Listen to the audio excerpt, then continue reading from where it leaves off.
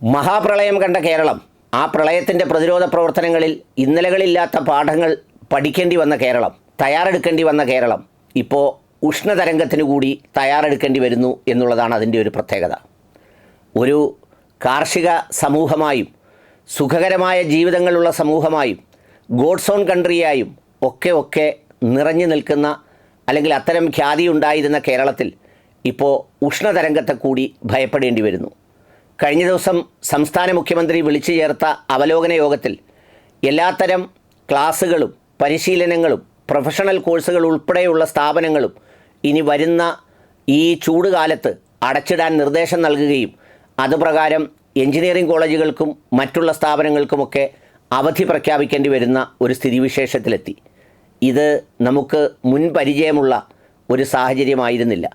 മധ്യവേനൽ അവധി എന്നൊക്കെ പറയുന്നത് നമ്മൾ വേനലിനോട് ചേർത്ത് വെച്ച് പറഞ്ഞുവെങ്കിലും ഇത്രമേൽ അതിരൂക്ഷമായ ചൂട് നമുക്കൊരിക്കലും അനുഭവപ്പെടേണ്ടി വരുന്നൊരു സാഹചര്യം ഉണ്ടായിരുന്നില്ല. എന്നാൽ ഇപ്പോൾ കേരളം എക്സ്ട്രീം ക്ലൈമറ്റുകളുടെ ഒരു നാടായി മാറിയിരിക്കുകയാണ്. അത് കേരളത്തിൻ്റെ ഭൂപ്രകൃതിയെയും അതുപോലെ തന്നെ കൃഷിയെയും മറ്റ് ആരോഗ്യ മേഖലകളെയുമൊക്കെ വളരെ ഗണ്യമായ രീതിയിൽ സ്വാധീനം ചെലുത്തുമെന്നാണ് വിദഗ്ധർ അഭിപ്രായപ്പെടുന്നത്.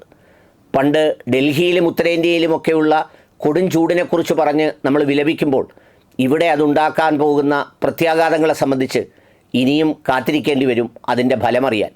ഇപ്പോൾ തന്നെ വൈദ്യുതിയുടെ ഉപയോഗമൊക്കെ ഗണ്യമായി വർദ്ധിച്ച് പല സ്ഥലങ്ങളിലും ട്രാൻസ്ഫോമറുകൾ പോലും ലോഡ് താങ്ങാനാവാതെ കത്തിപ്പോകുന്ന സ്ഥിതിവിശേഷമുണ്ട്. അങ്ങനെ കത്തിപ്പോയി വൈദ്യുതി നിലയ്ക്കുന്നതോടുകൂടി ജനങ്ങൾ ബോർഡിനെതിരെ തിരിഞ്ഞ് ബോർഡ് ഓഫീസുകളിലെത്തി കയ്യാങ്കളിയിലേക്കും മറ്റും ഒക്കെ കടക്കുന്ന സാഹചര്യങ്ങളും ഇപ്പോൾ പല സ്ഥലങ്ങളിൽ നിന്നും റിപ്പോർട്ട് ചെയ്യുന്നുണ്ട്. കാരണം സാമാന്യം എല്ലാ വീടുകളിലേക്കും ഇനി എയർ കണ്ടീഷനിങ് സംവിധാനം ആവശ്യമായി വരുന്നു എന്നുള്ളതാണ് അതിൻ്റെ ഒരു പ്രാധാന്യം. ഇത്രമേൽ ഉപഭോഗം കൂടുമെന്ന് വൈദ്യുതി ബോർഡ് ഒരിക്കലും പ്രതീക്ഷിച്ചിരുന്നുമില്ല.